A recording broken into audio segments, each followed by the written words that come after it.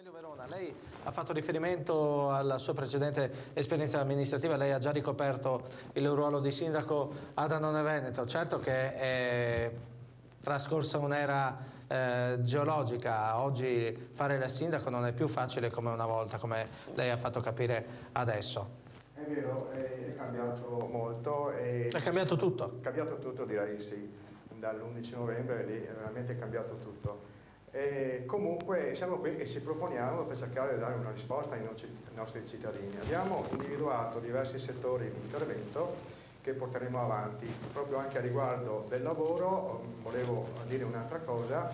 Intendiamo da subito attivare una cooperativa sociale che dovrebbe diventare il datore di lavoro dei cittadini di Annone, e con questa potremmo sopperire per esempio a mettere a disposizione del personale per l'assistenza domiciliare, per la mensa delle scuole che intendiamo avviare in house dal prossimo anno scolastico. Elio Verona, si fa presto magari a dire sburocratizzazione, la gente poi però dice sì, ma ho una tassazione che sfiora il 60%, sì, ma se ho qualche inadempimento ho Equitalia dietro la porta, insomma per un primo cittadino ogni tanto si fa anche presto a dire la colpa è sempre di qualcun altro. Come si argina questo fenomeno? Ma noi nel nostro programma, oltre all'intervento diretto all'assistenza alle famiglie, pensiamo anche di, assieme alle categorie sociali, agli imprenditori, cerchiamo di semplificare la burocrazia. La collega qui, l'aspirante di Cinto, era favorevole allo sportello unico delle attività produttive. Io francamente l'ho approvato direttamente, non ci credo perché credo che sia un passaggio in più, una forma di burocrazia aggiunta a quella che già abbiamo. Abbiamo approvato perché per portare a casa un risultato di una pratica dobbiamo passare attraverso la Camera di Commercio, quindi un qualche cosa in più rispetto a quello che era prima.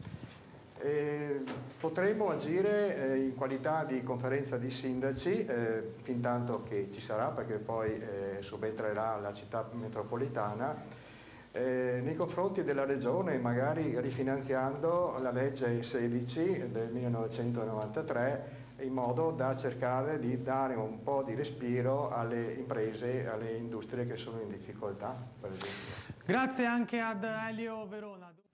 Allora, Elio Verona, voi siete un comune un po' particolare perché siete confinate con due realtà amministrative provinciali, quella di Treviso e quella di Pordenone. Tra l'altro c'è una situazione un po' particolare sulla Postumia perché c'è la località di Oltrefossa che si trova nel territorio di Pravis Domini, però è praticamente attaccata alle case di Cinto, un po' come accade tra Cordovado e Sesto Reghena in provincia di Pordenone.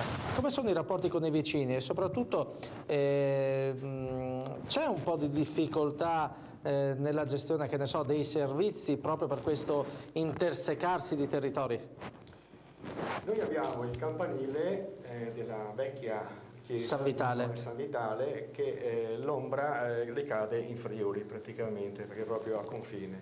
Dove c'è il cimitero, il giardino praticamente? Ho capito. Quindi diciamo proprio a confine, c'è il fossato, c'è l'imidot che poi diventa il fosson. Abbiamo un problema grosso di viabilità, la Postumia che un tratto è in provincia di Venezia, un tratto è in provincia di Treviso e un tratto è anche in provincia di Pordenone. La sequenza dovrebbe essere questa, Venezia, Pordenone, Venezia di nuovo, con la località di Faè e poi Treviso. E infatti la sistemazione, la messa in sicurezza di quel tratto di strada è rimasto per ultimo, è rimasto ancora lì.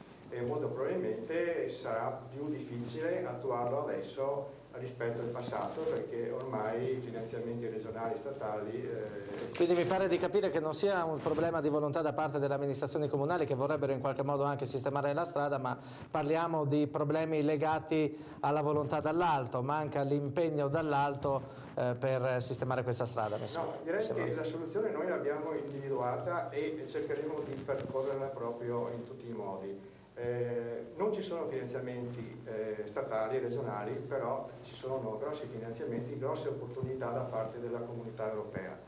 La Comunità Europea per i prossimi 5 anni ha stanziato 960 miliardi, tra i quali poi noi siamo anche un paese prevalentemente agricolo. 373 miliardi sono dedicati solamente all'agricoltura, quindi si possono fare grossi investimenti. Certo, divisi per 27, insomma, chissà quanto rimane all'Italia.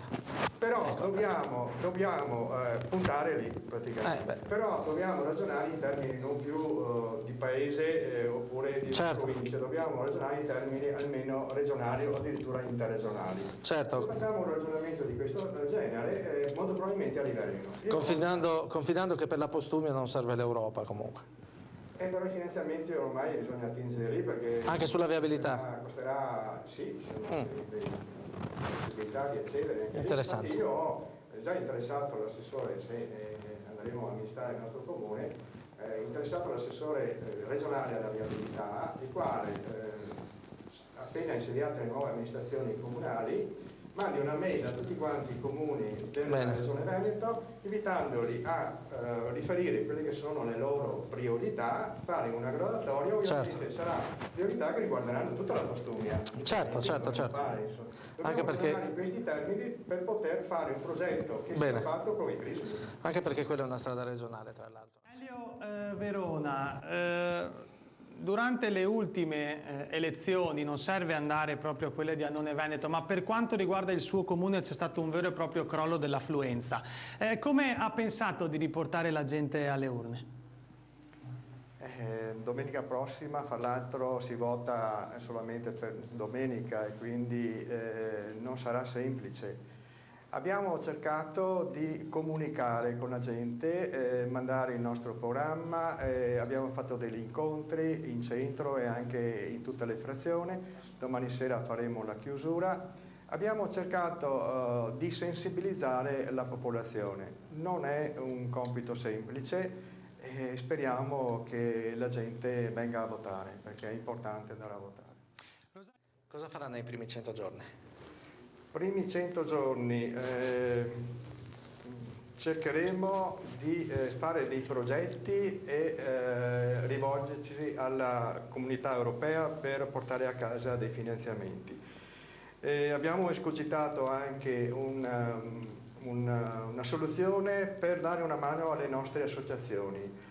Faremo un intervento di analisi sui consumi energetici degli edifici tramite delle società apposite, le ESCO.